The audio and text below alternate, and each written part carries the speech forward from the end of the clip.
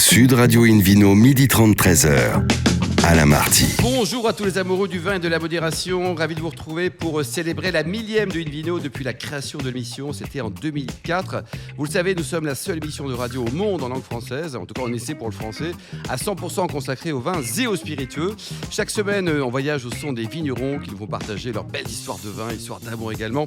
Et de terroir. Nous sommes délocalisés au jardin d'été de l'hôtel Fauchon à Paris, au 4 boulevard Malesherbes. Et je rappelle que vous écoutez Invino Sud Radio dans la capitale sur 99.9. À mes côtés, Philippe Forbach, meilleur sommelier du monde, président de la sommelier française. Bonjour Philippe. Bonjour mon cher Alain. 1000 émissions aujourd'hui, on la célèbre. Vous vous souvenez de la toute première émission ? Je me souviens qu'on était très excités.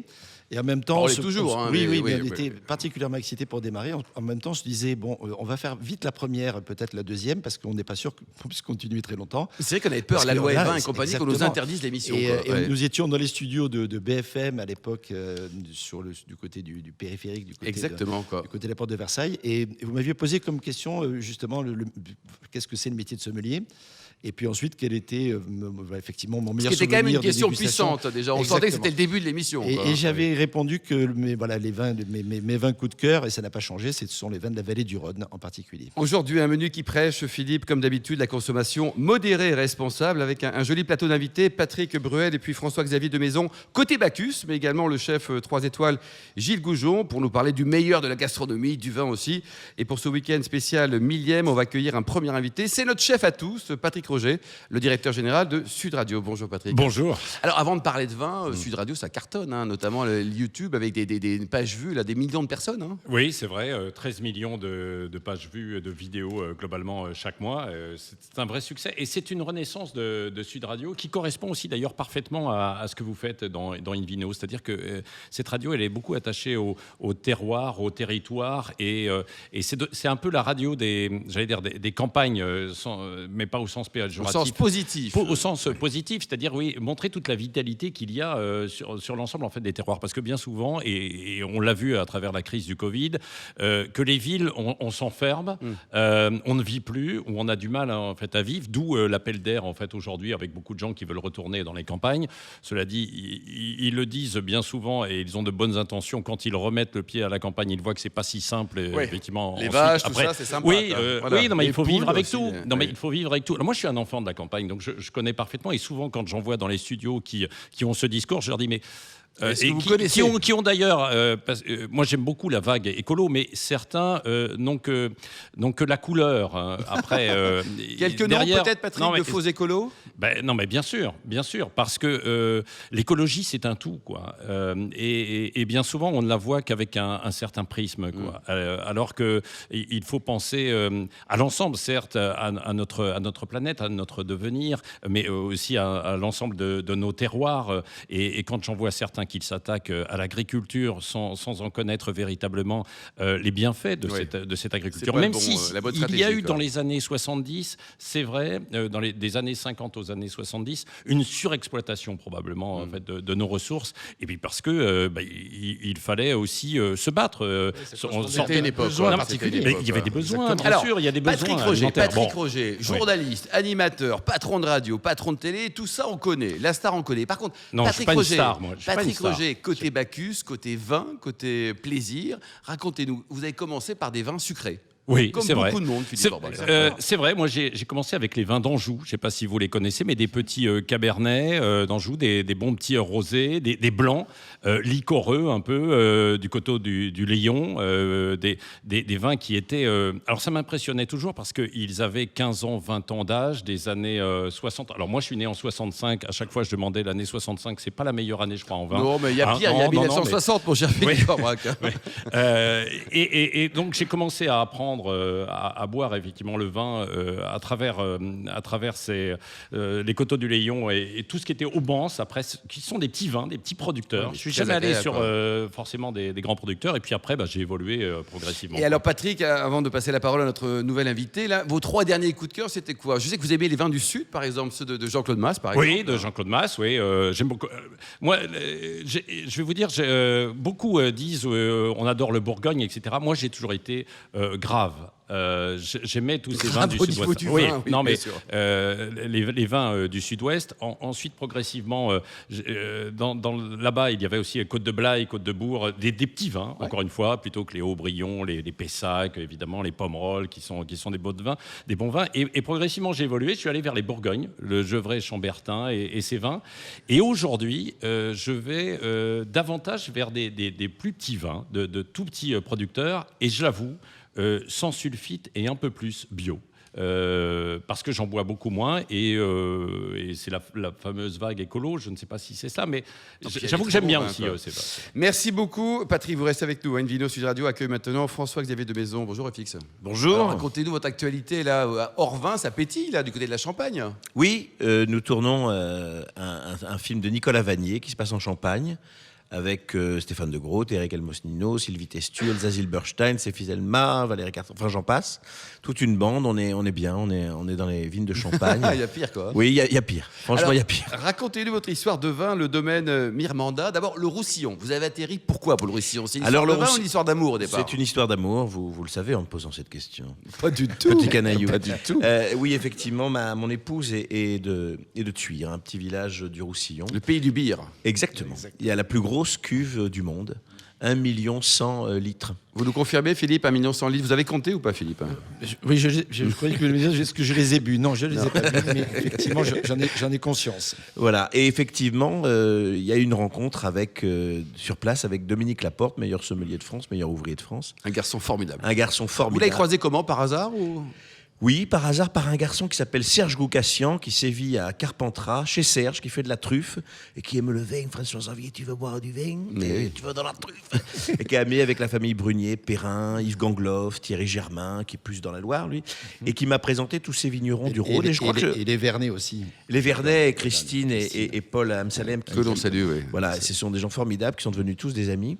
Et donc, finalement, je crois que Serge y est pour beaucoup dans ma culture des vins du Rhône, des Syrah, des... Et l'idée de créer un domaine, c'était 3h du matin après une longue réflexion avec Dominique? Vous savez, les grandes idées, c'est souvent 3h du matin après une longue réflexion. Avec modération, la réflexion, bien sûr. On fait le point. Et puis, on a eu cette envie de concrétiser cette passion. Alors voilà, moi, j'ai moins de connaissances verticales que notre ami, mais c'est vrai qu'il y a quelque chose de très sincère dans notre envie de faire du vin depuis 3 ans. C'est notre 3e millésime. Vous êtes basé où exactement? On est à Vingros. Vingros, alors ce sont les vignes qui sont sur Totavel, sur Opoul. Donc pas très loin de Perpignan pour simplifier. Exactement. À quoi, 30 km à peu près? Exactement, le pays catalan. Et on prend un plaisir fou. C'est merveilleux. C'est un rêve de gosse qui se réalise. Enfin, de gosse, à 9 ans, je rêvais pas de faire du vin, mais... Voilà. Mais alors, votre vin, il est forcément bio parce qu'avec la tramontane qui souffle toute l'année, vous n'avez rien à faire. Il est en agriculture biologique, effectivement. Et puis, il est en raisonné sur des grandes cuvées et en agriculture biologique sur Cybèle, Maïla et Dali. C'est une approche qui, effectivement, comme le disait Patrick Roger, est une approche, je dirais, de notre temps. Aujourd'hui, on a envie de faire du vin comme ça. Bien sûr. Qu'est-ce que vous avez comme cépage? Alors, écoutez, il y a pas mal de cépages de très catalans. Syrah, Grenache, Mourvèdre, Carignan, Roussanne pour le blanc, Grenache blanc, Grenache gris. Voilà, ce sont des assemblages. Et je crois que c'est la valeur ajoutée aussi de Dominique, c'est de savoir assembler et de faire voilà. Tout vous donnez votre avis, je suppose, non? Bien sûr que je donne mon avis. Je goûte. Alors dites-nous, est-ce que vous travaillez vraiment? Parce qu'une vigne, d'abord, c'est pas plat, premièrement, oui. Et deuxièmement, il faut bosser. Oui. Est-ce que vous passez du temps pour aller tailler? Comment va votre dos? Oui, alors j'ai toujours mal au dos. De toute façon, c'est structurel. J'ai très très mal au dos. Mais je vais vous avouer qu'on est très très bien entouré, que je me suis pas improvisé vigneron, voilà. Mais je taille, je pige, Qu'est-ce que c'est piger au fait, Philippe Forbach? Parce qu'il faut piger quand même. Hein. C'est comprendre effectivement la situation. Oui. Ça c'est fait. C'est important. Et ensuite, c'est mettre son corps et surtout ses pieds dans une cuve pour écraser le raisin. Et donc, c'est ce qu'on appelle le pigeage. Vous avez des très jolies chaussures, même si aujourd'hui, on utilise des techniques plus oui, nous, on pige avec le bâton. Voilà, on peut piger avec le bâton. Ouais. Ça marche mieux quand on pige avec le bâton. Pic de pigeage. Ouais. Voilà, et puis on va écraser le raisin pour pouvoir extraire effectivement, parce que dans la peau, il y a plein de choses intéressantes. Non, ce sont des méthodes traditionnelles, c'est ça qui est très agréable. Ça reste un vin de garage. On a notre garage à Vingros, on a nos... Mais c'est génial. On a nos demi-muits. En tant que néo-catalan, est-ce que vous appréciez la cargolade? Parce que là... la cargolade. La cargolade. La cargolade. Vraiment? Ah oui. Vraiment. Avec les sarments de vigne, tout ça, les oui, trucs, les ça. sarments, tout à fait. Les escargots un peu baveux. Voilà, avec le pourreau, après, on va... Le pourreau, c'est une espèce de petit décanteur avec un tout petit trou qui permet de boire le vin... à distance. À distance. Voilà. On est quand même sur l'ambiance bodega, là, on va pas se mentir. C'est Et alors, très rugbyman. Vos meilleurs souvenirs, votre pire souvenir de côté vin. Je parle pas de votre domaine. Ça veut dire quoi d'ailleurs votre nom là, Mirmanda? Mirmanda, c'est un domaine des fées. C'est une légende qui dit que du temps où Barcelone n'était qu'un pré, un orage a enseveli un royaume des fées qui se situait à l'endroit où on fait notre vin, mais que certains bergers au cœur pur peuvent les apercevoir encore et que voilà. Ou alors de là à dire que quand on boit du Mirmanda on aperçoit les fées. Voilà. Il y a également le Clos des Fées. Patrick, qui est ça pas c'est tout tout à fait. C'était pensé. Hein. Notre ami Bizel. Ah non, mais moi, ça me fait rêver. Et de se dire qu'on peut avoir cette autre activité et retourner en fait, vers la terre, ce que je disais. En fait, Modestie, humilité aussi. Hein. Oui, non, bah, bien sûr, bien sûr. Et alors, vos meilleurs souvenirs en dehors de vos vins, François-Xavier, votre meilleur et pire souvenir côté vin? Écoutez, mes meilleurs souvenirs en ce moment, je suis très Père Rose de Marlène Soria, c'est Sierra Leone, c'est Claude VI, c'est Marlène numéro 3, même son blanc, Oro. Je suis passionné des vins de Marlène Soria. En ce moment, je suis addict, c'est-à-dire que... Philippe Forbach? Oui, je confirme que c'est très Vous êtes addict, vous aussi? Non, hein. mais j'aime beaucoup. Mais ce que je voulais, moi, c'est revenir sur Mirmanda parce que j'ai eu l'occasion de le goûter. Je l'ai référencé au bistrot du sommelier dès la Je crois que c'est votre meilleur choix de 2021. Dès qu'il a été mis sur le marché. Et ce que j'aime beaucoup dans ces vins, c'est qu'il y a la générosité du Sud, et, voilà, le côté ensoleillé, mais c'est extrêmement bien maîtrisé, c'est bien équilibré, ça reste frais en finale. Et c'est une sorte d'équilibre que j'aime beaucoup, qui permet d'avoir effectivement de la densité et de la fraîcheur et surtout une certaine élégance. Oh là. Alors, dites-nous pour terminer, soyons un peu mercantiles. Combien ça coûte une bouteille chez vous, là? Mais écoutez, ça coûte pas très cher. Non, j'aime pas ce genre de début de phrase là. Non, mais ça, tout est relatif. Voilà, le Cybèle, Maïla, Dali, qui sont donc rouge, blanc, rosé, c'est un prix public aux alentours de 15 €. À découvrir absolument. Il y a un site internet ou pas? Écoutez, il y a un site internet, mirmanda.fr. Et voilà, j'ai envie de dire. À découvrir. Merci beaucoup, François-Xavier. C'est un plaisir. Bon Merci vent à pour vous. ce domaine Mirmanda. Merci également. Et dans un instant, on se retrouve toujours pour cette millième de Invino. On accueillera Patrick Bruel et puis le chef Gilles Goujon. 3 macarons. À tout de suite. Sud Radio Invino. Retour chez Fauchon à Paris pour ce week-end spécial, millième émission d'Invino. À mes côtés, toujours pour co-animer cette émission, Philippe Forbach, meilleur sommelier du monde, pour accueillir 2 nouveaux invités, Patrick Bruel et Gilles Goujon. Bonjour messieurs. Bonjour monsieur. Alors Patrick, vous avez une actualité riche en ce moment. Avant de parler de vin, on parle d'un film, une sortie également le 6 mai du côté de Clermont-Ferrand. Qu'est-ce que vous faites en ce moment? C'est marrant, on dirait qu'il ne s'est rien passé, que toute la vie est normale. Ouais. Oui, j'ai un film qui sort, puis je repars en concert. Ouais, dingue. Ben non, pour l'instant, en effet, on a une échéance qui est le 6 mai pour être sur la scène du Zénith de Clermont-Ferrand pour reprendre cette tournée.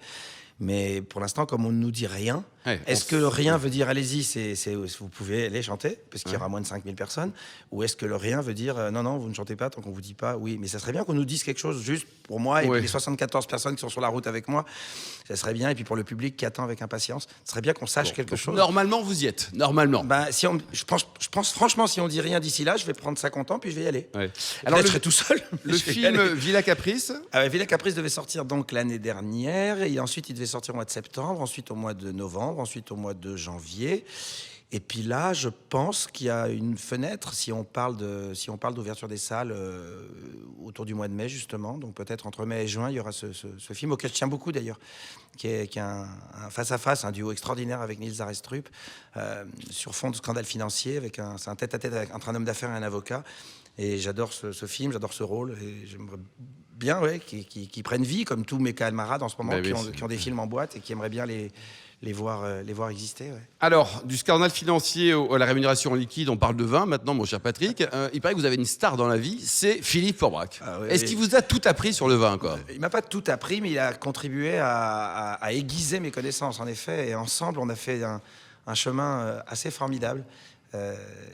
Quand 2 passionnés se rencontrent et qu'il y en a un qui peut apprendre beaucoup à l'autre, évidemment, ça match, et ça a été formidable. Alors, et ça l'est toujours. Et ça l'est toujours, Philippe. Vous êtes rencontrés comment? Vous avez chanté ensemble? Parce qu'il chante beaucoup, Philippe Forbach. À chacune de ces soirées, on n'y est pas contraint, mais on sait que ça va. Alors, Patrick, en vérité, est-ce qu'il chante bien? Parce que nous, c'est notre pote, alors on dit oui, mais on a tellement de potes qui chantent et on a envie de leur dire ok, c'est sympa, t'as raison de chanter, mais fais-toi plaisir, surtout pourquoi personne. Exactement. Mais en l'occurrence, il chante bien. Il chante bien parce que comme tous les gens qui aiment ça beaucoup, il chante bien. Philippe, tu sais, le Brel vous disait êtes tout mignon, tout rouge, hein, Philippe. Tu sais, Brel disait 80% du talent, c'est l'envie, et le reste, c'est de la sueur. Mais avec l'envie, on peut chanter. Et côté vin, c'est un peu pareil, parce que Patrick, il adore ça, il est passionné, et il est doué. On a fait une multitude de dégustations, de soirées ensemble, etc. Il est bluffant parce qu'il analyse, il sait se faire plaisir tout en étant précis sur ses arguments, etc. Donc du coup, il mémorise très bien. Ah, ça c'est important la mémoire. Mais on ne peut pas faire le métier qu'il fait sans exercer cette mémoire. Et ça se traduit d'une façon extraordinaire parce qu'il a des souvenirs, il a des références et surtout il a cette pertinence de celui qui aime. Oui. Et donc du coup on partage vraiment des belles émotions. On a fait des concours à l'aveugle qui étaient... Quoi par exemple, qu'est-ce qu'il y a eu comme dégustation avec modération évidemment, mais qu'est-ce qu'il y a eu alors ? On peut raconter ça. Une très belle aventure, c'était un soir à la maison. La première partie des invités était arrivée avant que Patrick nous rejoigne et tout le monde à l'aveugle avait dit là on est sur un grand vin blanc de Bourgogne, je pense qu'on est sur un Montrachet, enfin vraiment quelque chose d'extraordinaire. Lui il arrive, il pose son vestiaire, il dit alors vous en êtes où ? Il prend le verre, il dit c'est bon ce vin. Ne me dites pas ce que vous avez dit. Et il dit comme ça, je pense que là on est sur Bordeaux. Tout le monde écarte les yeux. Il dit ça, c'est l'esprit Pessac-Léognan, je pense que c'est chevalier. Et je pense que si c'est chevalier, c'est tel millésime. Et alors ? 88. Et c'était la bonne réponse ? Tout le monde se dit, non mais ça va, arrête de fumer la moquette. Ouais. Non, pas du tout. Je sors la bouteille, effectivement, que j'avais cachée. Domaine de chevalier, 88. Blanc, 88. Qui vous a pris le vin ? Ça s'appelle un coup de peau aussi. Ouais, non, mais quand même pas. C'est le côté joueur de poker est là, mais malgré tout. Non, c'était par élimination. C'est vrai que, par exemple, ça sentait pas le chardonnay. Non, du tout. Et puis surtout, il y a le souvenir olfactif. Il y a cette mémoire. Et j'ai eu cette chance folle parce qu'à l'époque, dans les années 90, je ne buvais pas de vin blanc. Jamais. Très peu. Enfin, je connaissais pas en fait. Et j'ai eu cette chance de dîner chez un de vos illustres confrères, mon cher Gilles, puisque c'était chez Girardet à Crissier, et qu'il m'a dit, est-ce que je peux me permettre de vous offrir un verre de vin blanc ? Je dis, il m'a vu hésitant, il m'a fait, vous connaissez le vin blanc ? Je dis, non, pas. Il me dit, laissez-moi vous faire connaître le vin blanc. Et il m'a sorti un Domaine Le Chevalier 73, qui était un choc à ce moment-là. J'ai vécu un truc, j'ai dit, waouh, comment j'ai pas vu le vin blanc avant. Donc c'est vrai que, par la suite, donc, je me suis beaucoup ouvert sur les vins blancs. Mais quand on s'ouvre sur les vins blancs, en général, on va évidemment, par tradition, vers les Grands Bourgognes. Et en l'occurrence, j'avais quand même cette mémoire sur les Graves, enfin sur les Pessac-Léognan. Et donc, de Carbonieux à Le Chevalier, à Aubryon et tout ça, je me suis mis des belles maisons, à les découvrir. Donc c'est vrai que quand on me l'a remis... Sous les narines, si j'ose dire. Là, il y a une mémoire qui est revenue. Philippe, est-ce qu'on peut se souvenir d'un truc qu'on n'a jamais dégusté ? Non, se souvenir non, mais par contre, on peut l'identifier. On peut par élimination se dire c'est pas ça, donc ça pourrait être ça. Et nous, dans les dégustations de sommelier, dans le concours, on arrive à identifier des vins qui, par mémoire, dans l'ensemble, nous permettent. Vous avez une grande matrice dans la tête et de trouver la solution. Patrick, alors on parle un peu de votre vignoble. Alors, vous avez un vignoble, de l'huile d'olive, du miel. Enfin, c'est génial chez vous. Ouais, c'est sympa. C'est où ? À l'Île-sur-la-Sorgue. C'est un domaine que j'ai acquis en 2007. Il y avait 8 hectares. Il n'y avait pas beaucoup d'oliviers dessus. Et moi, j'aimais bien l'arbre. J'aimais bien l'olivier pour tout ce qu'il représente, pour tout ce qu'il est, pour sa beauté, puis pour sa tradition, puis ses symboles. Et puis, au fur et à mesure, j'en ai planté un peu plus. Et puis, de temps en temps, quand un pote voulait me faire un cadeau, il m'offrait un olivier. C'est sympa. Oui, ça prend pas de place. Et puis, j'en ai planté. Puis, à un moment donné, on a fait notre première tentative avec de l'huile d'olive. Et puis, on m'a dit qu'elle n'était pas mauvaise, même voir qu'elle était bonne, même voir qu'elle était très bonne. Et quand on m'a dit qu'elle était très bonne, j'ai dit, ah, mais vous êtes sûr ? Alors, on allait sortir une petite cuvée à ce moment-là. Et j'ai dit, si vous êtes sûr qu'elle est si bonne alors qu'on n'a juste rien foutu, eh ben on va rien faire, on va rien sortir et on va attendre, on va travailler. Et là, on s'est mis à travailler de manière très très professionnelle avec l'aide d'une. Je me suis dit qui est la référence de l'huile d'olive en France. Et on m'a dit va voir du côté de Châteauviran, Christine Chélan. Et j'ai été la voir. Je lui ai parlé de mon domaine, de ma passion, de ce que j'aimais, des références que j'avais qui étaient très honnêtement des références italiennes, beaucoup plus.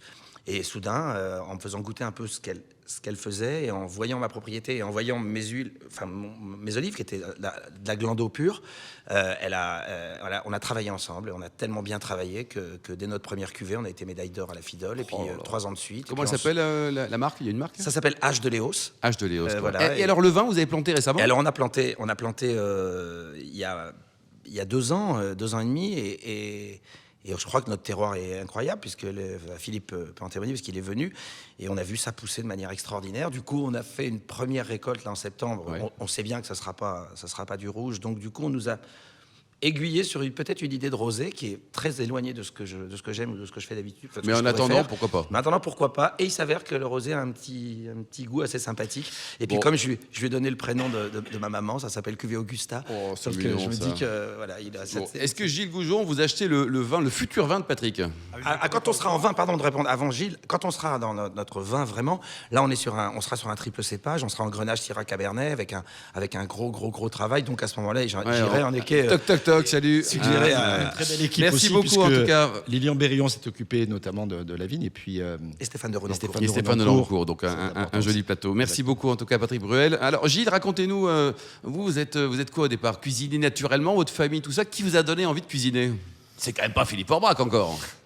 Non, parce que j'ai connu Philippe sur le tard.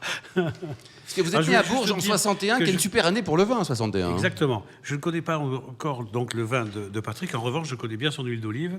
Et il fait une huile d'olive sur laquelle... Est-ce que vous l'achetez, l'huile d'olive de Patrick Bruel? Oui, tout à fait. Parce que son huile m'a... Pas de problème de paiement, Patrick, ça va? Il m'a écrit un mot absolument extraordinaire quand il l'a eu entre les mains, quelque chose d'extrêmement concret avec un argument magnifique. Merci beaucoup pour ça. Et puis moi, je vous le précise. Hein, vous êtes fan? Ouais. Non, mais je vous précise, dans les chocs que j'ai eus culinairement... Quel plat? Son œuf, évidemment, son œuf, mais il n'y a pas que son œuf. Mais Gilles Goujon, c'est... Vous savez, quand je suis parti de son restaurant cet été, après mon concert à Narbonne, on a eu la chance de déjeuner ensemble. Quand je suis parti, j'ai posté sur Instagram, et je ne l'avais jamais fait avant, il faudrait inventer une 4e étoile. Et ça serait pour Gilles. Voilà. Beau compliment. Alors, cette 3e, quand vous l'avez eu, c'était génial. Vous avez touché le Graal de votre vie, non? Ah oui, pour moi, c'est incroyable parce que c'est quelque chose auquel je rêvais de tout petit. Dès que j'ai démarré dans ce métier, c'était mon objectif. C'est ce que j'ai dit à ma chère et tendre, qui était que ma fiancée à l'époque. Je lui ai dit, tu sais, tu m'aimes, je t'aime, tu as envie de faire ta vie avec moi aussi. Mais il faut que tu saches que les 10 prochaines années, il n'y aura pas de vie de famille, parce qu'il n'y a qu'un truc qui m'intéresse pour l'instant. C'est un peu goujat, hein, mais... Non, mais soyons tous misogynes, une fois par an, c'est aujourd'hui. Et puis, je lui ai dit ça, c'est la cuisine. Et donc, je veux avoir 3 étoiles Michelin. Je veux être meilleur de France et je veux être chef patron à 30 ans. Et elle a dit oui, je t'aime. Elle a réfléchi, elle a dit oui, mais j'étais beau garçon à l'époque, c'est pour ça. Oh, mais non. Alors racontez-nous, parce que l'auberge de Vieux-Puy, il faut y aller chez vous, là. C'est en France. Faut le mériter, ouais. Faut le mériter, quoi. Ou alors, il faut un super hélico, quoi. Ouais. C'est en France, Macarel. Et oui. Et alors, côté vin, donc j'ai vu qu'il y avait votre cuvée. Vous aimez le vin, hein, Gilles? Oui, bien sûr. Mais le vin fait partie de la vie, il fait surtout partie de la cuisine. Et si on veut être ami avec Philippe, il vaut mieux savoir accommoder le vin avec les plats. Il est très ouvert comme garçon. Non, le vin est important parce que c'est j'allais dire, la décision finale qu'on va donner à un plat et qui va permettre aux clients de vraiment prendre une ampleur supérieure avec le plat, parce que le vin vient magnifier le plat quand on a fait le bon travail avec les sommeliers, et ça, c'est important. Et vous avez créé des cuvées également avec quelques vins qui portent votre nom ou qui portent le nom de l'auberge, non? Non, pas encore. Pas dites avec des vignerons. Je préfère laisser ça aux professionnels et participer. Et votre meilleur souvenir de dégustation, c'était quoi? Le vin qui vous a ému. Alors, on oublie votre épouse, hein, mais la vraie émotion consacrée 100% en vin avec des potes, par exemple. Alors, je vais un peu penser à mon année de naissance, mais c'est un Château Palmer 61, qui va laisser un truc extraordinaire. Ça se tient. Ouais, ça se tient, non? Magnifique cru de Margaux, une légende très délicat en plus, Palmer. C'est pas le vin qui est le plus explicite peut-être, mais c'est d'une délicatesse absolument géniale. Et puis 61, c'est quand même une grande année, quoi. Le millésime, pas de bol, ceux qui sont nés en 1960. Aussi bon que 59. 59, c'est pas mal. Ouais, mais là, on a une série 59, 60, 61. Ouais, il y en a un des trois qui est pas terrible. Hein. C'était en quelle année? 66, mon cher Philippe. Merci en tout cas, merci beaucoup Gilles Goujon. Merci également à Patrick Roger, François-Xavier de Maison, Patrick Bruel, Philippe Orbach et aux millions d'amateurs de vin qui nous écoutent chaque week-end. Un clin d'œil à Angéline qui a préparé cette émission, ainsi qu'à Sébastien pour la partie technique. Fin de ce numéro d'Invino Sud Radio. Pour en savoir plus, rendez-vous sur sudradio.fr, invinoradio.tv, notre page Facebook Invino et le compte Instagram Invino Sud Radio. On se retrouve demain à 12h30 pour une nouvelle émission spéciale millième. On sera toujours chez Fauchon, au Jardin d'été, ce qui est toujours paradoxal pour le vin, mais il y a des similitudes. On recevra Didier Lacroix, le président du Stade Toulousain, également vigneron, Stéphane de Grotte, comédien et grand amateur de vin, Nelson Montfort pour ses meilleurs souvenirs côté vin et gastronomie, ainsi que David Cobol, le cofondateur de la l'Académie des vins et spiritueux. Voilà, c'est fini. Excellent déjeuner. Restez fidèles à Sud Radio. Encouragez tous les vignerons de France et surtout respectez la plus grande démodération. Demain, 12h30, 13h, Alain Marty, dans Invino Sud Radio.